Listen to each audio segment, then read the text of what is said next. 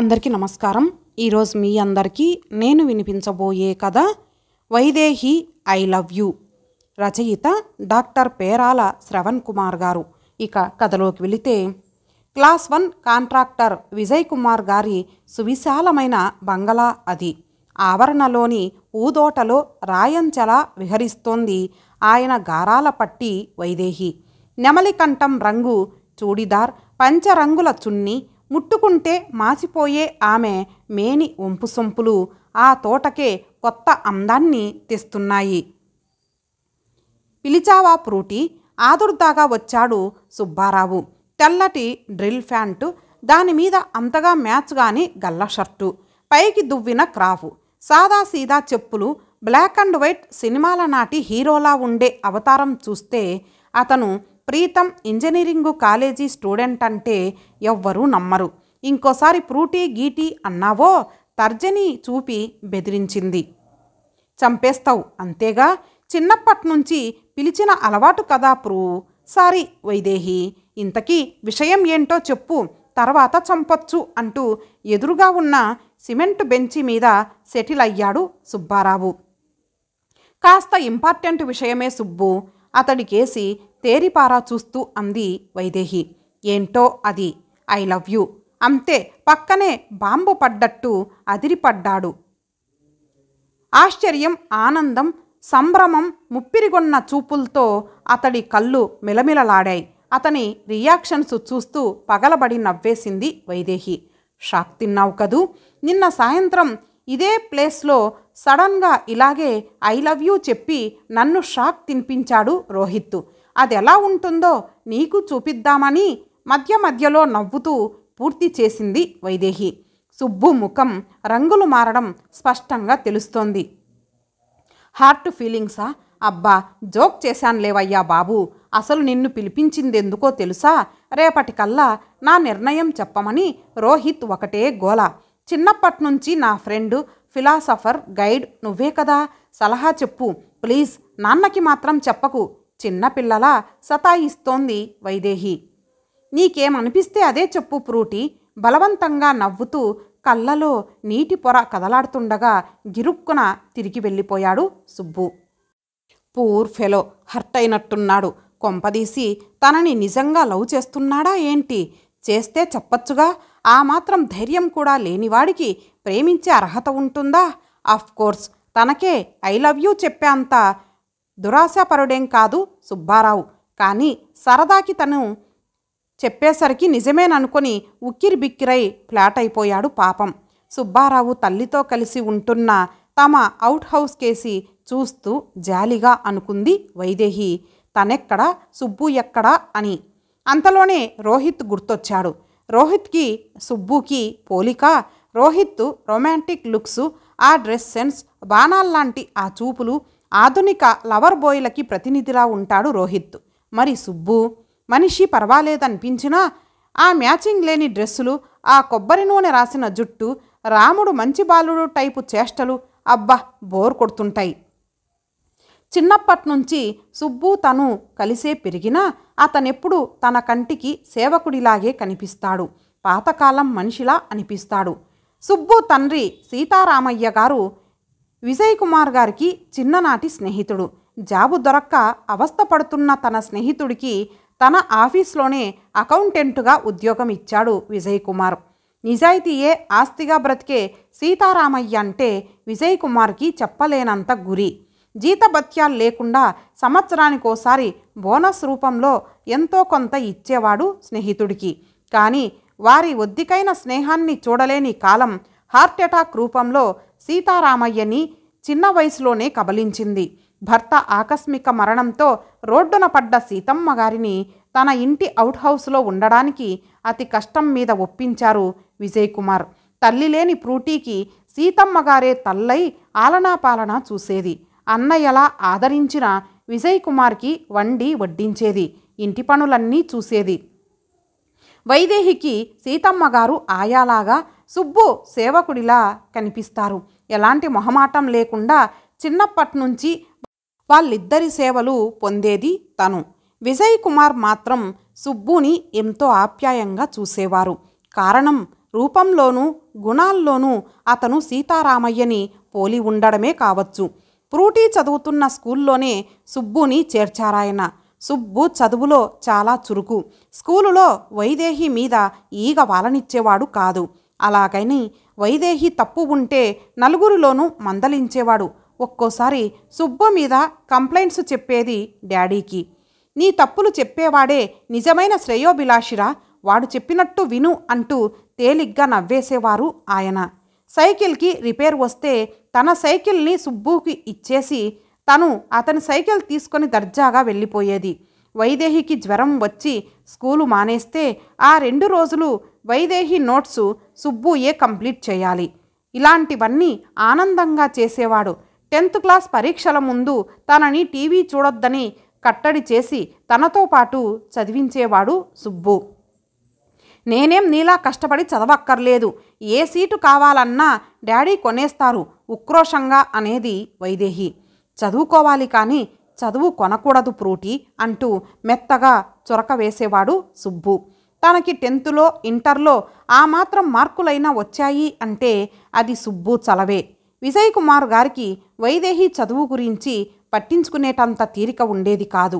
ఎప్పుడైనా తీరిక దొరికితే సుబ్బునే అడిగేవారు, ఏరా ఎలా చదువుతోంది ఫ్రూటీ, దానికేమైనా చెప్తున్నావా లేదా అంటూ. అనుకున్నట్టే సుబ్బారావు ప్రీతం ఇంజనీరింగు కాలేజీలో మెరిట్ సీట్ సాధించాడు. విజయ్ కుమార్ గారు మహదానందపడి స్కూటర్ కొనిచ్చారు అతనికి. వైదేహి మాత్రం ఇంటర్ కాగానే తన టేస్ట్కి తగ్గట్టు ఇంటీరియర్ డెకరేషన్ కోర్సులో జాయిన్ అయ్యింది. రోజు స్కూటీ మీద కాలేజీకి వెళ్ళి వస్తూ ఉంటుంది. సుబ్బుది తనది వేరే వేరే కోర్సులు కాలేజీలు కావడంతో ఇప్పుడు సుబ్బు ప్రభావం తన మీద అంతగా లేదు. అలాంటి పరిస్థితుల్లోనే రోహిత్తో పరిచయం అయ్యింది. అది చాలా రొమాంటిక్గా. ఆ రోజు సాయంత్రం తను కాలేజీ నుంచి ఇంటికి వచ్చి బట్టలు మార్చుకుంటోంది.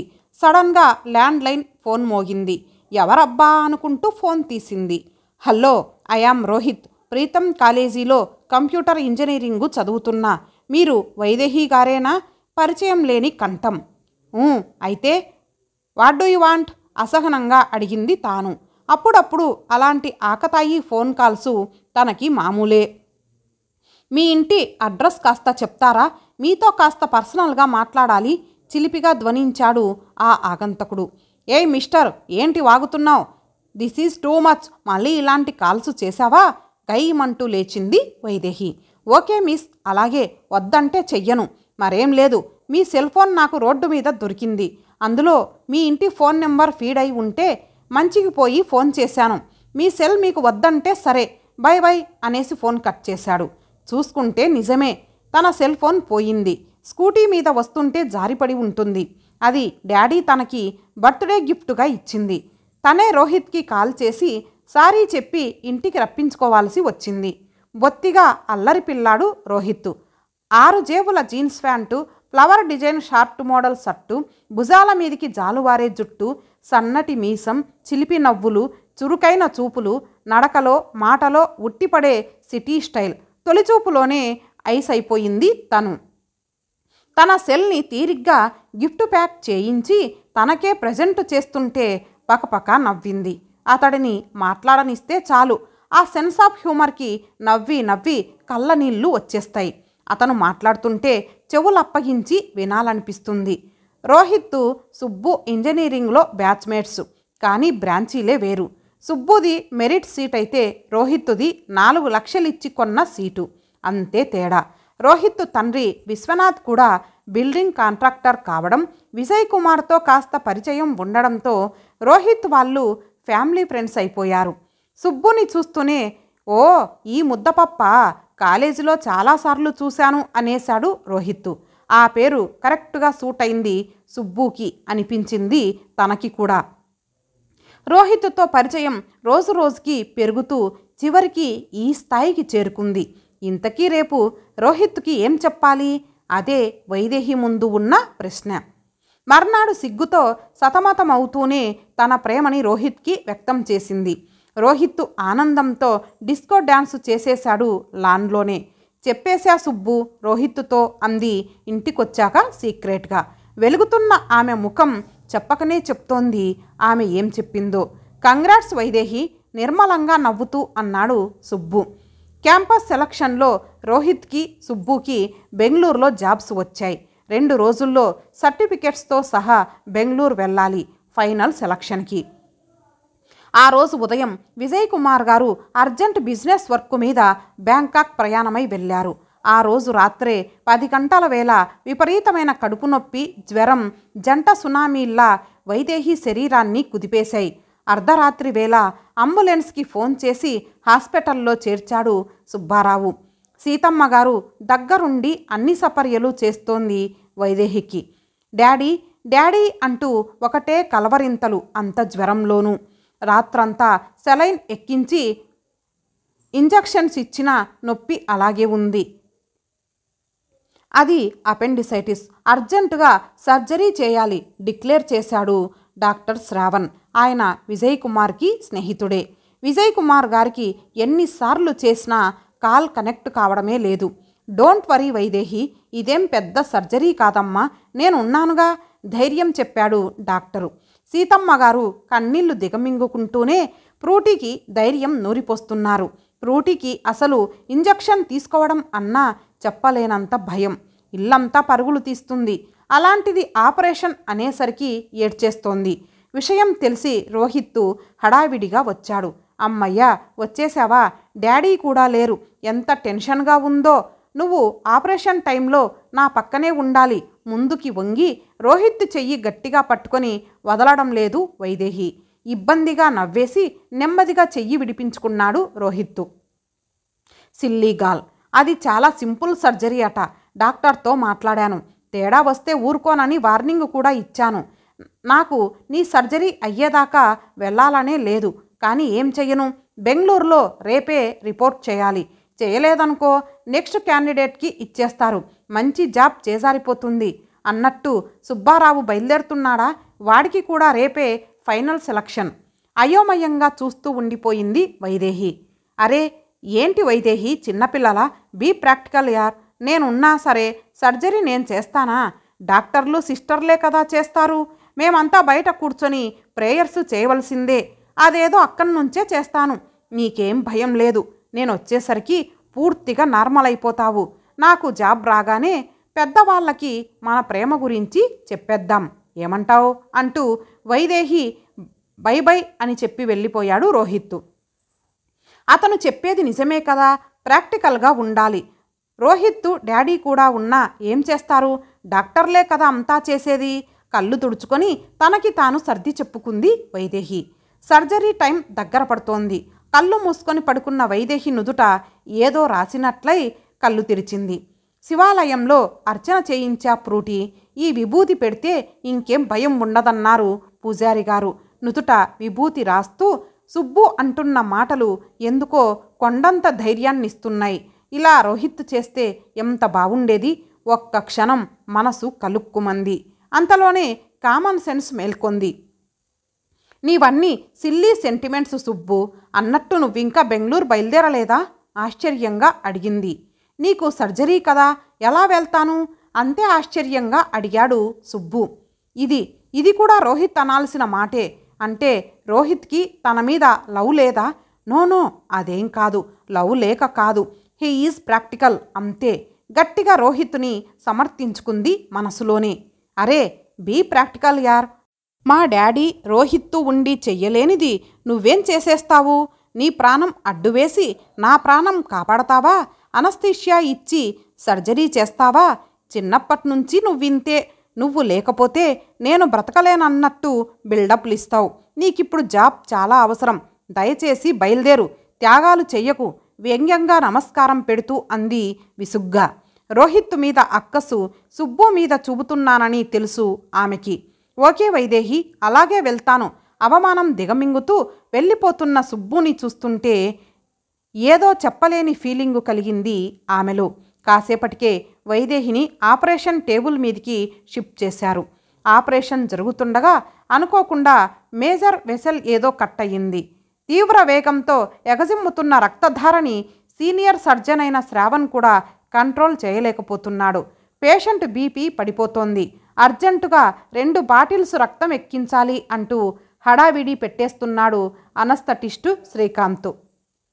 అసలే పేషెంటుది ఓ నెగటివ్ బ్లడ్ గ్రూప్, చాలా రేర్, దొరకడమే కష్టం. చిన్న సర్జరీయే కదా అని బ్లడ్ రిజర్వ్ చేసుకోకపోవడం తనదే పొరపాటు. అనుకోని అవాంతరంలా ఈ బ్లీడింగ్ వచ్చి పడింది. వైదేహికి ఏమైనా అయితే విజయ్ కుమార్ తనని బ్రతకనివ్వడు. తర్జన భర్జన పడిపోతున్నాడు doctor Shravan. Assistant doctor Prakash చేత ఊర్లో అన్ని బ్లడ్ బ్యాంకులకి ఫోన్ చేయించాడు. ఎక్కడ ఓ నెగటివ్ రక్తం స్టాక్ లేదు. మళ్ళీ ఓసారి చూసెళ్దామని వచ్చిన సుబ్బు పరిగెత్తుకొచ్చాడు. నా గ్రూప్ అదే సార్ ఆశగా అన్నాడు. ఇష్టదైవాన్ని స్మరించుకుంటూ టెస్టు చేసిన డాక్టర్ ప్రకాష్ ముఖం మతాబులా వెలిగిపోయింది. మీది సరిపోతుంది, కానీ 2 బాటిల్స్ రక్తం ఇవ్వడం మీకు ప్రాణాపాయం కావచ్చు. సంతకం పెడతారా? మరుక్షణంలో సంతకం పెట్టాడు సుబ్బారావు. రక్తం ఎక్కించగానే వైదేహి బీపీ నార్మల్కొచ్చింది. డాక్టర్స్ ముఖాలు వికసించాయి. నీ ఫ్రెండ్ సుబ్బు తన ప్రాణం అడ్డువేసి నీ ప్రాణం కాపాడాడమ్మా. వైదేహి తెలివిలోకి వచ్చాక డాక్టర్ శ్రావణ్ చెప్తుంటే చెంప చెల్లుమని చరిచినట్టయింది వైదేహికి. ఏ జన్మ రుణం రాయిది. అప్పుడే వచ్చిన విజయ్ కుమార్ గారు కన్నీళ్లతో సుబ్బును కౌగిలించుకున్నాడు. అంతలో వైదేహి సెల్ మోగింది. హాయ్ వైదేహి, సర్జరీ అయ్యిందా? నేను చెప్పానుగా అంతా బాగా జరుగుతుందని. అనవసరంగా కంగారు పడ్డావు. నాకు జాబ్ వచ్చేసింది. కంగ్రాట్స్ చెప్పవా? పాపం సుబ్బు రానేలేదు, డల్ ఫెలో. వాడి జాబ్ ఎవరికో ఇచ్చేశారు. మన లవ్ సంగతి మీ డాడీతో చెప్పి. స్టాప్ ఇట్ రోహిత్, ఉరిమింది వైదేహి. లైఫ్ పార్ట్నర్ అంటే పార్ట్నర్ లైఫ్ డేంజర్లో ఉన్నప్పుడు వదిలేసి పారిపోయేవాడు కాదు, పార్ట్నర్ కోసం లైఫ్ ఇచ్చేవాడు. నీకు జాబ్ ముఖ్యమైపోయింది నాకంటే. నువ్వు చెప్పినట్టు ప్రాక్టికల్గా ఆలోచించినా నా ప్రాణం కాపాడిన సుబ్బుయే నా కాబోయే భర్త. అనుకోకుండా ఆ దేవుడు పెట్టిన ప్రేమ పరీక్షలో నువ్వు ఓడావు. నా సుబ్బు గెలిచాడు. సుబ్బు కేసి గర్వంగా చూస్తూ అంది వైదేహి. అంతా వింటున్న విజయ్ కుమార్ సుబ్బు చేతిని వైదేహి చేతిలో పెట్టి ఆనందంగా దీవించారు. ఇంతటితో ఈ కథ సమాప్తం. మరలా మరొక మంచి కథతో కలుద్దాం. అంతవరకు సెలవు. నమస్తే.